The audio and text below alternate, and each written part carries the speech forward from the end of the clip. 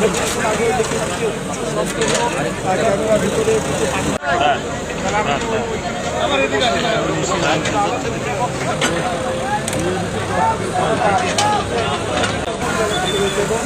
কিছুক্ষণ আগে দেখতে পাচ্ছি ক্যামেরা ভিতরে কিছু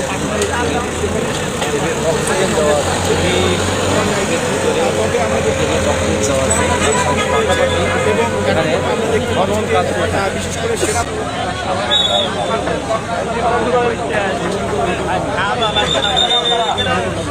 এলাকাকে একটু নিয়ন্ত্রণে নিয়েছে, কারণ হাজার হাজার উৎসুক জনতা এখানে আসছেন এবং ভিড় করছেন। ফলে